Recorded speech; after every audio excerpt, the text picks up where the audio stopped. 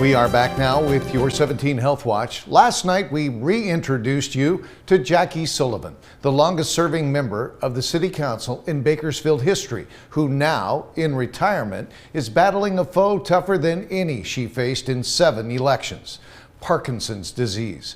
This debilitating disease has long been linked to the use of powerful herbicides on cotton crops grown here in Kern County, now referred to in some circles as Parkinson's Alley.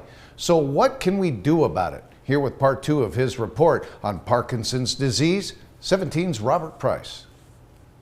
Kern County was once the top cotton producer in the state, but now we plant only about 7,000 acres a year, a fraction of our peak acreage from the early 80s. But that's still enough to make Kern County the largest consumer of the deadly herbicide paraquat in California. Over a 5-year period, 2017 to 2021, Kern County farmers sprayed 1.2 million pounds of this stuff on local ag land, along with tons of other herbicides. No wonder Kern County is also #1 in the state for Parkinson's disease, an incurable neurodegenerative disorder. No wonder Kern County has a dozen Parkinson's specialists and could use more. Dr. Mahip Verdi of the California Neurology Institute says this is what Parkinson's does to your brain. So in Parkinson's, these circuits, the cells in these circuits, they become less and less because of degeneration. So, and this is the abnormal scan.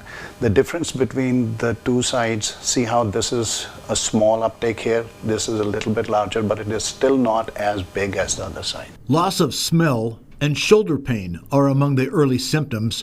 Tremors, slowing of movement, difficulty sleeping, and stiffness can come later. Then, in more advanced stages, loss of cognitive ability.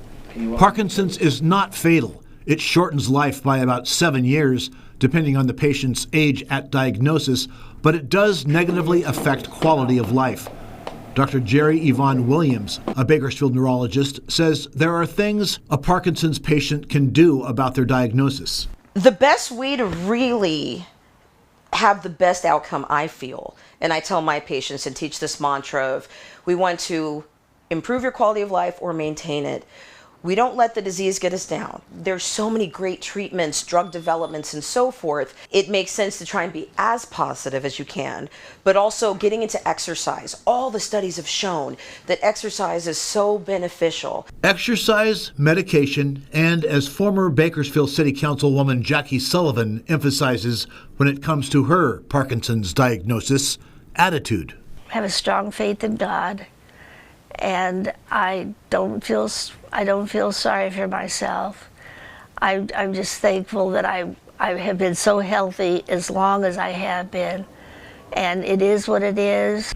An estimated 117,000 Californians are living with the disease, the highest per capita level in the country. Those who work directly with certain chemicals, including herbicides, face even higher risks, up to 400% higher.